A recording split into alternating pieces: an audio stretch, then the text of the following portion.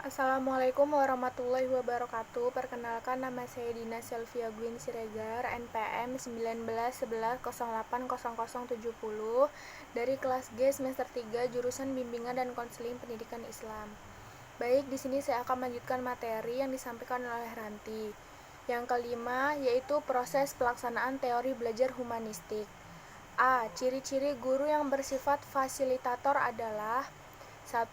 Merespon perasaan peserta didik. Yang kedua, menggunakan ide-ide peserta didik untuk melaksanakan interaksi yang sudah dirancang. Ketiga, berdialog dan berdiskusi dengan peserta didik.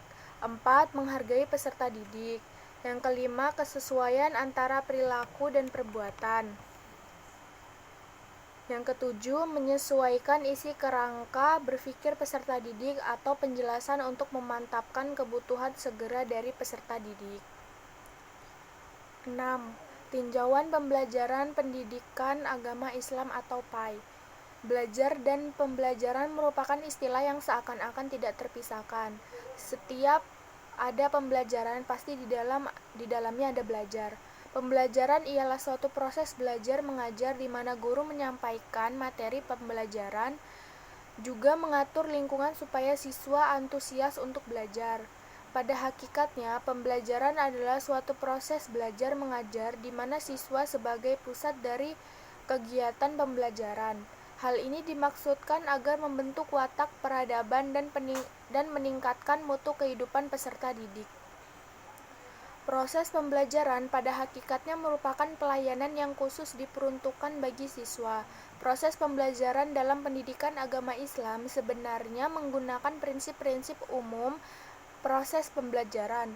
Komponen-komponen yang terlihat umumnya sama, yaitu mencakup tujuan, bahan, metode, alat, dan evaluasi. 7. Dampak teori belajar humanistik terhadap akhlak. Menurut aliran ini, penyusunan dan penyajian materi oleh pendidik harus sesuai dengan perasaan dan perhatian siswa. Dalam hal ini, peran pendidik adalah untuk membantu siswa mengembangkan dirinya, yakni mengenal diri mereka sebagai makhluk yang unik, serta membantu mereka untuk bisa mengembangkan potensinya. Implikasi dari teori humanistik adalah: A. Guru bebas menentukan perilaku atau melakukan apa saja yang penting anak didiknya termotivasi untuk belajar. B. Peserta didik merupakan pelaku aktif. Dia tidak hanya menjadi objek dalam proses belajar dan mengajar, tapi dia juga menjadi subjek. C. Adanya sikap individualis dalam arti anak didik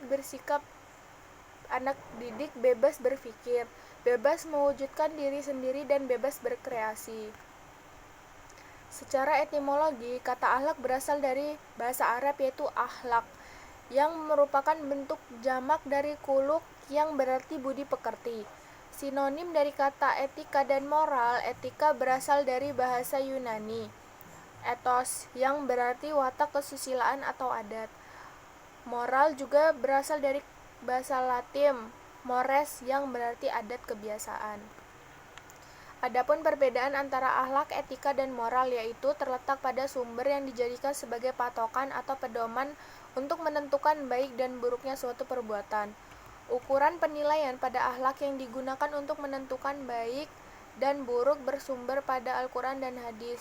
Jika dalam etika, penilaian baik dan buruk berdasarkan pendapat, akal, pikiran, dan pada moral berdasarkan adat atau kebiasaan yang berlaku di masyarakat. Yang terakhir, yang kedelapan, implementasi teori humanistik dalam pembelajaran PAI.